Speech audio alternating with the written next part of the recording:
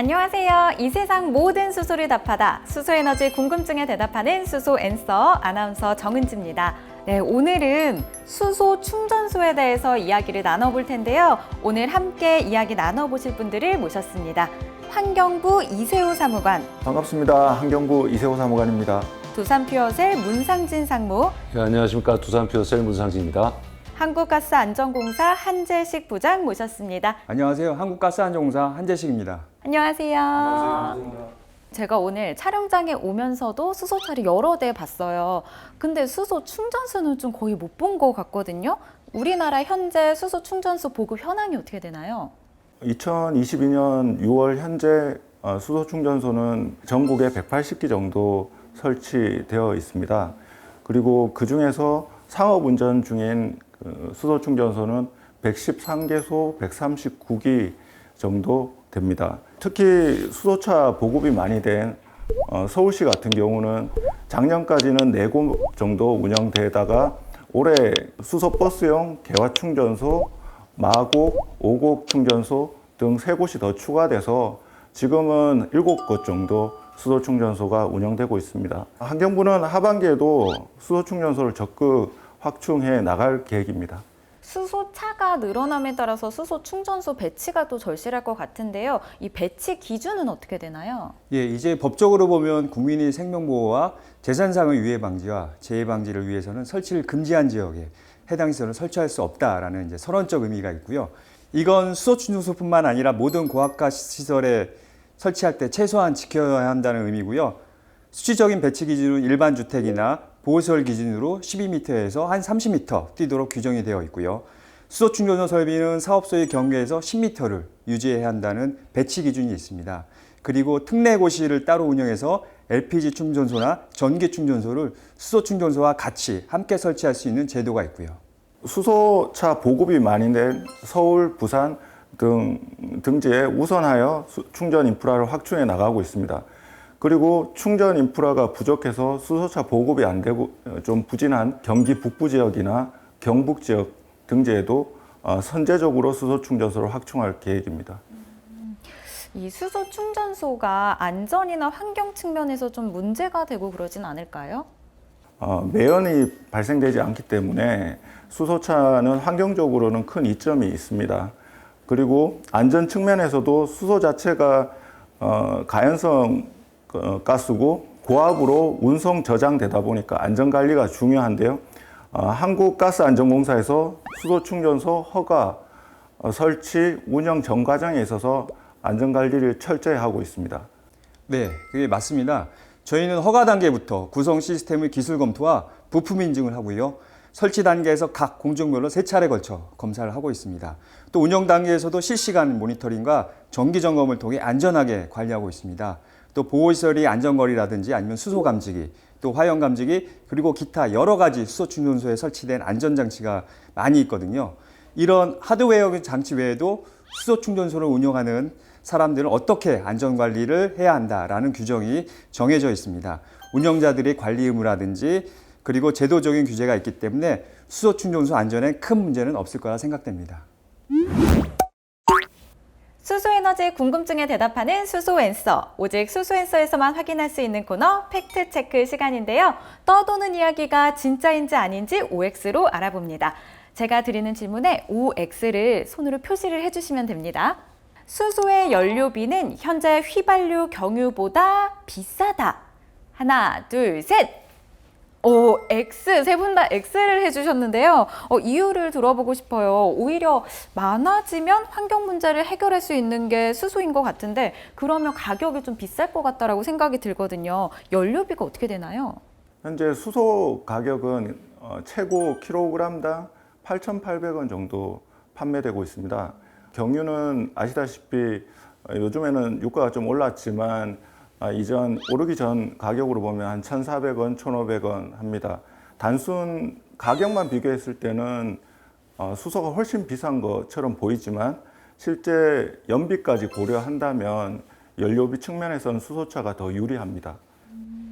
1kg과 1리터가 저는 거의 비슷하다고 알고 있거든요. 그럼 무게당 연료 효율로 보면 수소가 훨씬 더 효율적인 연료가 된다는 말씀이신 건가요? 네, 정확합니다.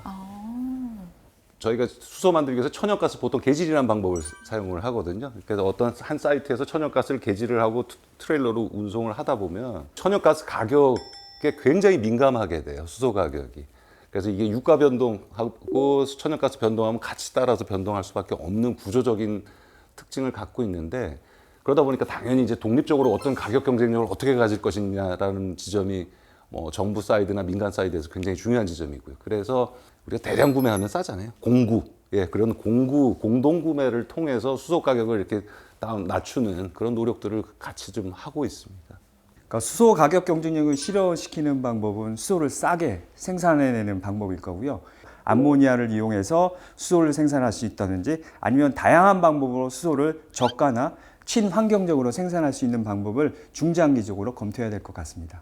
그렇다면 수소 충전소 관련 정책은 어떻게 되나요? 아직까지는 수소차 보급도 그렇고 충전 인프라도 그렇고 전기차 등과 비교했을 때는 초기 단계입니다. 그래서 저희가 25년까지 그 수소 충전소를 전국에 균형 있게 기본 인프라를 구축하기 위한 수소 충전소 전략적 배치 계획을 작년 11월 제4차 수소경제위원회에서 발표하게 됐습니다. 수소차 중에서도 온실가스나 미세먼지 저감 효과가 더 큰 수소버스, 수소트럭 이런 수소 상용차의 보급을 좀 더 확대해 나갈 계획입니다. 액화 수소 충전소 등 이런 수소 충전소도 점차 확충해 나가려고 하고 있습니다. 안전관리 측면에서도 충전소 안전영향 평가 도입이나 셀프 충전 특례 적용이라든지 이런 것도 제도적으로 보완해 나가고 있습니다.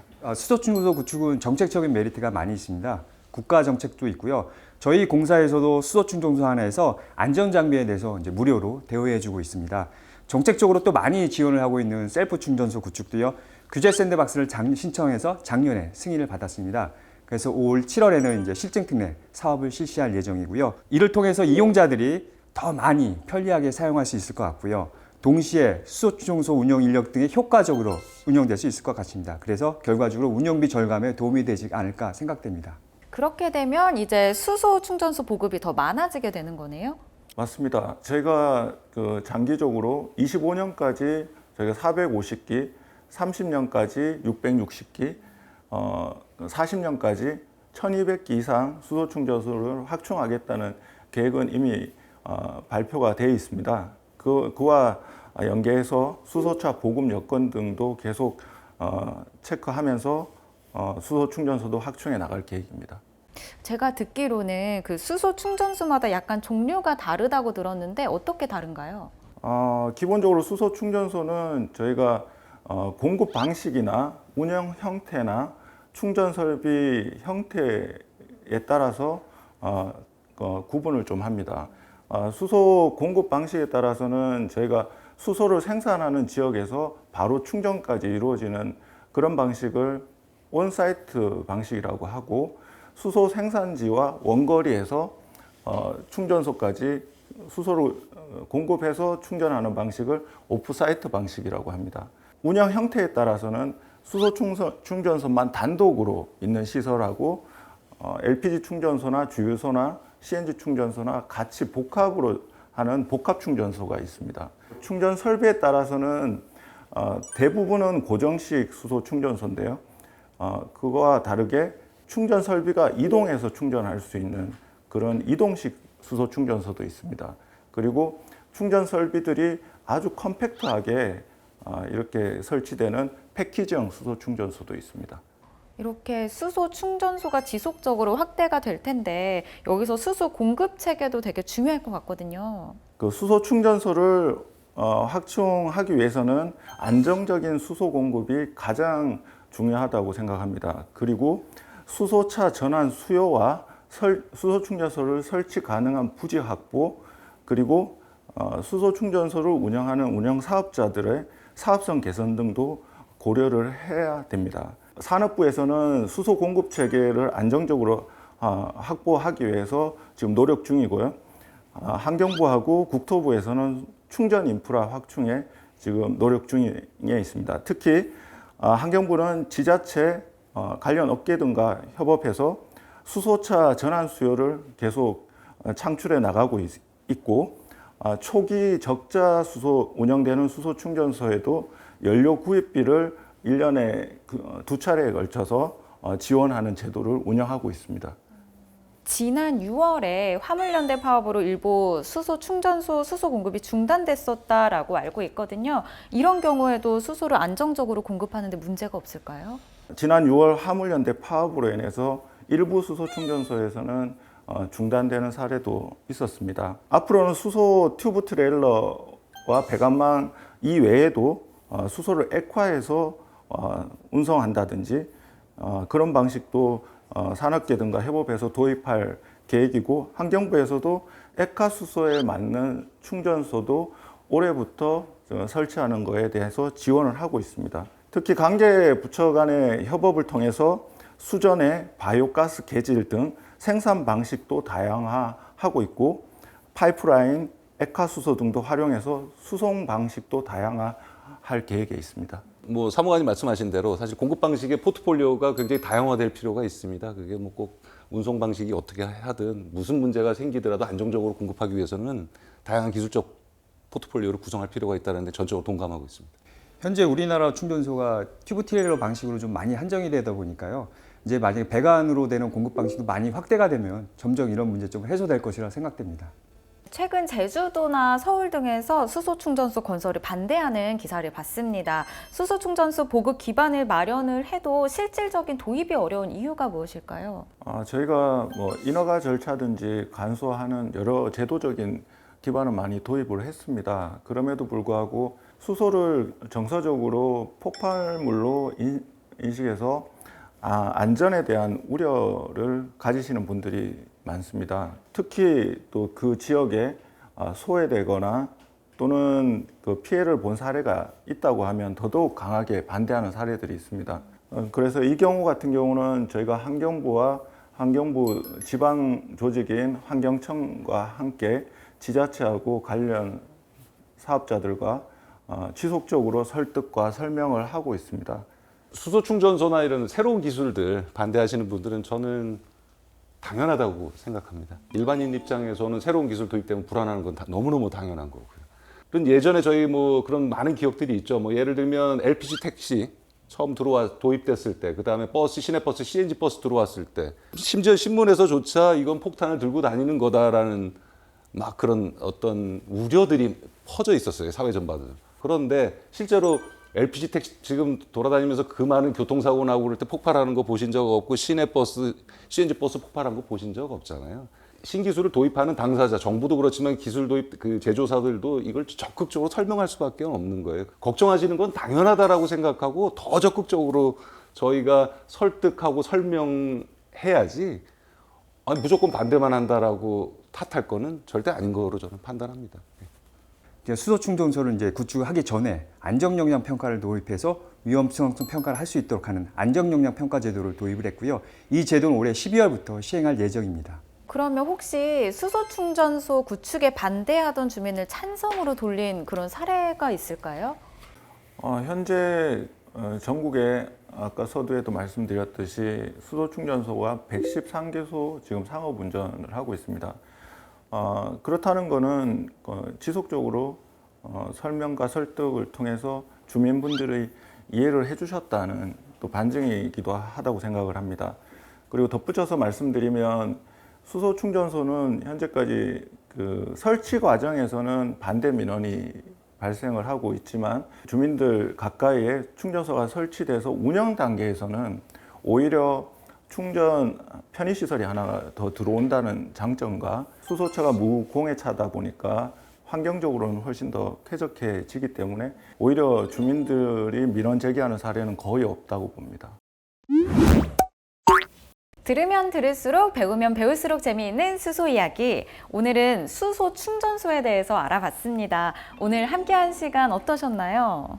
이렇게 수소 충전소 관련 정책을 말씀드릴 수 있는 기회를 가지셔서 너무 좋았던 것 같고요. 그리고 수소는 탄소 중립 사회로 가기 위해서는 반드시 필요한 수단으로 정부는 인식을 하고 있습니다. 제가 맡고 있는 수소차 보급이나 수소 충전소 인프라 확충에 최선을 다하도록 하겠습니다. 신기술이 적용될 때 아마 일반 주민들의 수용성이 가장 중요한 문제가 될 것 같습니다. 그런 신기술을 적용하는 기업이나 정부 단에서 국민들에게 얼마나 그게 효용성이 있고 이익을 주는지에 대해서 적극적으로 설명하고 그걸 통해서 수용성을 늘려가는 그런 부분들을 더 확대할 수 있는 기회였어서 오늘 아주 즐거운 자리였습니다. 감사합니다. 저희 공사의 역할은 이제 안전을 책임지는 업무이기 때문에 일반 국민들이 수소 충전소가 생긴다 그러면 막연한 두려움을 많이 가지고 있거든요. 그런 두려움을 해소하기 위해서 안전에 최선을 다하도록 하겠습니다. 감사합니다. 네, 오늘 함께 말씀 나눠주신 환경부 이세호 사무관, 두산퓨어셀 문상진 상무, 한국가스안전공사 한재식 부장 세 분 감사합니다. 감사합니다. 수소에 대한 모든 것이 알고 싶으시다면 구독, 좋아요, 알림 설정 잊지 말아주세요. 감사합니다.